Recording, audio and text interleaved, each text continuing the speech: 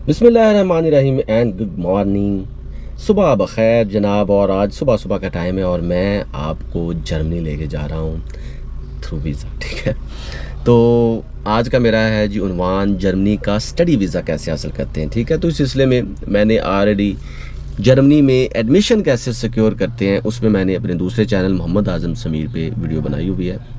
इस वीडियो को देखने के बाद उसको भी देखें, आपको पूरा प्रोसेस पता चल जाएगा कि वहाँ पे एडमिशन कैसे सिक्योर करते हैं। क्योंकि ये चैनल है वीज़ा से रिलेटेड, तो यहाँ पे मैं ज़्यादा डिटेल में बताऊँगा कि वीज़ा कैसे अप्लाई करते हैं और कौन कौन से डॉक्यूमेंट चाहिए। तो प्रोसेस ये होता है, 5 स्टेप हैं जी वीज़ा लेने के, जर्मनी का स्टडी वीज़ा। पहली बात तो ये कि आपने वहाँ पे करना होता है जी एडमिशन सिक्योर। इस सिलसिले में आपकी इनरोलमेंट ज़रूरी है और एडमिशन ऑफ़र लेटर होना ज़रूरी है। अगर आपके पास एडमिशन ऑफ़र लेटर है, अगर आपके पास वहाँ का ब्लॉक अकाउंट है, अगर आपके पास तमाम डॉक्यूमेंटेशन कंप्लीट है regarding visa application, then you are eligible. तो इस सिलसिले में मैं अगेन कहूँगा, मोहम्मद आज़म समीर जो चैनल है उसमें मैंने डिटेल में बताया हुआ कि वहाँ पे स्टडी कैसे सिक्योर करते हैं। लो जी, मान लें जी आपने वहाँ पे एडमिशन सिक्योर कर लिया है, आपने वहाँ पे इनरोलमेंट कंप्लीट कर लिया है, आप एलिजिबल स्टूडेंट हैं किसी भी यूनिवर्सिटी में, चाहे वो म्यूनिख में हो या किसी भी जो जर्मनी का सिटी है वहाँ पे हो। ठीक है, तो अब आपके पास है जी एडमिशन ऑफर लेटर। ठीक है, अब आपने करना ये होता है कि सबसे पहले अपॉइंटमेंट बुक करनी होती है। ठीक है, ये मैं पहले प्रोसेस बता रहा हूँ, जो रिक्वायर्ड डॉक्यूमेंट्स हैं दूसरे उसके बाद उस पर भी मैं आपसे बात करूँगा। आपने जी एडमिशन ऑफर लेटर ले लिया। एडमिशन ऑफर लेटर लेने के लिए आपकी सीवी अच्छी होनी चाहिए, आपका कवरिंग लेटर होना चाहिए, आपके तमाम डॉक्यूमेंट्स अटेस्टेड होने चाहिए, आप यूनिवर्सिटी के पोर्टल पे जाके अप्लाई करते हैं। ये सारी डिटेल मैंने ऑलरेडी उस चैनल में बताई हुई है। अब आपने करना ये होता है कि आपने एम्बेसी से अपॉइंटमेंट ले ली। 1 माह लग जाता है, 2 हफ्ते लग जाते हैं, 3 हफ्ते लग जाते हैं। इस सिलसिले में आपने एम्बेसी की वेबसाइट पर आपने एक्टिव रहना है। ठीक है, और वहाँ पे एक्टिव रहने के साथ साथ आपको ये भी पता होना चाहिए कि किस किस टाइम, अगर आप इस्लामाबाद से हैं या अगर आप कराची से हैं तो, या पंजाब में अगर हैं तो डेफिनेटली आप इस्लामाबाद अप्लाई करेंगे, कराची से आप हैं तो आप कराची की जो उनकी एम्बेसी वहाँ पे अप्लाई करेंगे। तो जब उनकी अपॉइंटमेंट ओपन होगी तब आपने भी एक्टिव रहना होता है। ठीक है, तो जब आपने अपॉइंटमेंट सिक्योर कर ली, अपॉइंटमेंट बहुत कम स्टूडेंट को मिलती है, ये याद रखें, लेकिन बहुत ज़्यादा स्टूडेंट्स को उनको मिलती है जो टाइम पे अप्लाई करते हैं। ठीक है, तो आपने इस सिलसिले में एक्टिव रहना है। लो जी, आपने अपॉइंटमेंट बुक कर ली। अपॉइंटमेंट बुक करने के बाद आपने करना ये होता है, उसकी जो ईमेल होती है, ईमेल को अपने पास सिक्योर करना होता है और फिर आपने वो फॉर्म को भी फिल करना होता है जो शेंजन वीज़ा के लिए होता है। वहाँ पे आपके सिग्नेचर ज़रूरी हैं, तमाम डिटेल्स आपकी ज़रूरी है वहाँ पे कि आपका नाम क्या है, पासपोर्ट नंबर क्या है, किस यूनिवर्सिटी में एडमिशन, जो भी आपका वहाँ पे, क्योंकि आप स्टडी वीज़ा के लिए अप्लाई कर रहे हैं, आपका पर्पस ऑफ वीज़ा क्या है। तो जनाब आपने तमाम डॉक्यूमेंट्स को पकड़ना है, वहाँ पे जाना है, इंटरव्यू होगा आपका। उसके बाद जनाब 75 से 80 यूरो तक या समझ लें 100 यूरो तक आपकी फ़ीस है, इससे ज़्यादा है नहीं। तो उसके 4 या 5 हफ्ते के अंदर अंदर आपको वीज़ा मिल जाता है, then you can travel to Germany. अब हम बात करते हैं जनाब, ये तो प्रोसेस है, ये तो सिंपल प्रोसेस है यार। मैं कहता हूँ कि जर्मनी का वीज़ा लेना बहुत आसान है, जर्मनी की बनिस्बत चाइना का वीज़ा लेना मुश्किल है। ठीक है, अप्लाई करना भी मुश्किल है।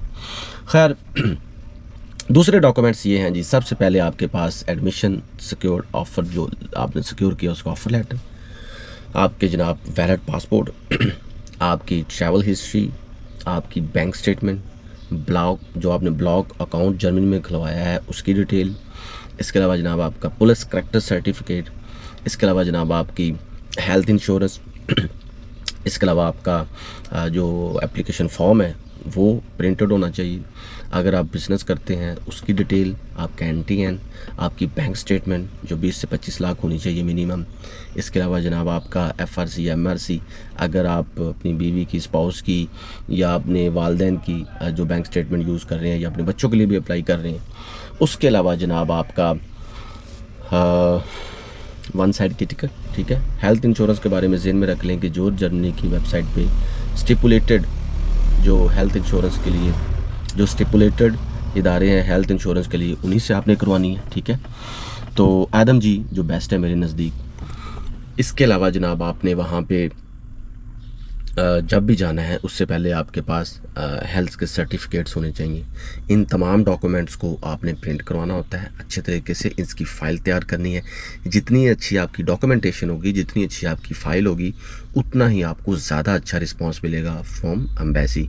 वहाँ पे इंटरव्यू के लिए जब आप बैठे होंगे तो वो आपके तमाम डॉक्यूमेंट्स को देख रहे होंगे, पड़ताल कर रहे होंगे, जाँच कर रहे होंगे। आपने ये करना होता है कि डॉक्यूमेंट्स से रिलेटेड ही सारी बातें करनी है। वो पूछेंगे जी वाई जर्मनी, तो आपने बताना है कि जर्मनी का एजुकेशन स्ट्रक्चर अच्छा है, जर्मनी में क्राइम रेट कम है, जर्मनी में अमन है, वहाँ पे रिसर्च के लिए अपॉर्चुनिटी ज़्यादा है। वहाँ की रैंकिंग की बात नहीं करी क्योंकि जर्मनी रैंकिंग पे फोकस नहीं करता। जर्मनी आपकी कैपेबिलिटी पे फोकस करता है कि आप वहाँ पे क्या सीख रहे हैं, वहाँ पे आपने डिग्री निकालनी है, क्या आप उस डिग्री को जस्टिफाई भी करते हैं। ये जर्मनी का प्रोसेस होता है। वहाँ पे रैंकिंग पब्लिक यूनिवर्सिटी को नहीं फोकस करते। खैर, उसके अलावा जी आपने इससे पहले कहीं पे अप्लाई किया है या नहीं किया, आपकी पब्लिकेशन है ये नहीं, ये क्वेश्चन हो सकते हैं। क्या वहाँ पे रहेंगे उसके बाद वापस आएंगे, ये भी क्वेश्चन हो सकता है। तो आपने फुली प्रिपेयर्ड होना है इन इंग्लिश लैंग्वेज। साथ में आपका आइल्स का भी सर्टिफिकेट हो, टॉफल का भी हो तो बेस्ट है, लेकिन प्रोफिशिएंसी लेटर भी चल जाता है। डिपेंड करता है कि यूनिवर्सिटीज़ की रिक्वायरमेंट क्या है। अब आपने तमाम डॉक्यूमेंट्स को अच्छे तरीके से प्रिपेयर करके और जब आपने इंटरव्यू दे देना होता है, उसके बाद 2 से 4 हफ्ते के अंदर अंदर आपका वीज़ा आ जाता है। रिजेक्शन की ईमेल आ जाती है या एक्सेप्टेंस की ईमेल आ जाती है। 3 बातें हैं। पहली बात तो ये कि जब कभी भी जर्मनी में आपने स्टडी वीज़ा के लिए अप्लाई करना है तो उससे पहले पूरी एक साइंटिफिक स्ट्रक्चर है अप्लाई करने का। ऐसे नहीं है कि मुंह उठा के अपनी थोड़ी सी सीवी बनाई और वहाँ पे अप्लाई कर दिया, नहीं। आपने अपने डॉक्यूमेंटेशन को प्रिपेयर करना होता है, डॉक्यूमेंट्स को अच्छे तरीके से ऑर्गेनाइज करना होता है, अपनी सीवी को स्ट्रॉन्ग बनाना होता है और जहाँ पे अप्लाई कर रहे हैं जो आपका सब्जेक्ट है उससे रिलेटेड तमाम डॉक्यूमेंट्स को स्ट्रेंथ करना होता है कि आपका जो केस है वो मजबूती से हैंडल हो।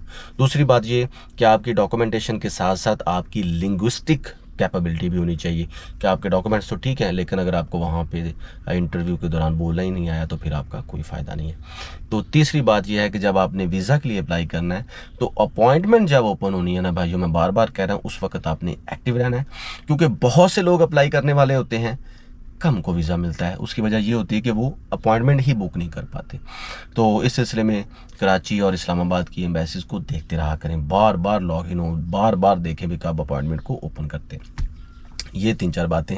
लेकिन इनसे भी बेटर ये है कि अगर आप ऑलरेडी यूरोप में हैं या किसी दूसरे कंट्री में हैं तो वीज़ा एप्लीकेशन आसान हो जाती है क्योंकि बहुत सी यूनिवर्सिटी आपका इंटरव्यू ही कंडक्ट नहीं करती। तो प्यारे भाइयों, जर्मनी जाएं, पढ़ें, मुल्क कौम का नाम रोशन करें और वापस आएँ। ज़्यादा से ज़्यादा फोकस करें अपनी स्टडी पे। तो वहाँ पे पैसे के साथ साथ इज़्ज़त भी है, रिस्पेक्ट भी है और वहाँ पे सिक्योरिटी भी है। तो आज के लिए बस इतना ही। और भाइयों, मैं कोई वीज़ा एजेंट नहीं हूँ, ना ही मैं कोई लॉयर हूँ, आपका भाई हूँ, दोस्त हूँ, आपको गाइड करता हूँ। जी मेरा डिस्क्लेमर भी है। चैनल को सब्सक्राइब करना मत भूलें। कोई भी सवाल हो कमेंट सेक्शन में पूछना मत भूलें। अल्लाह हाफिज़।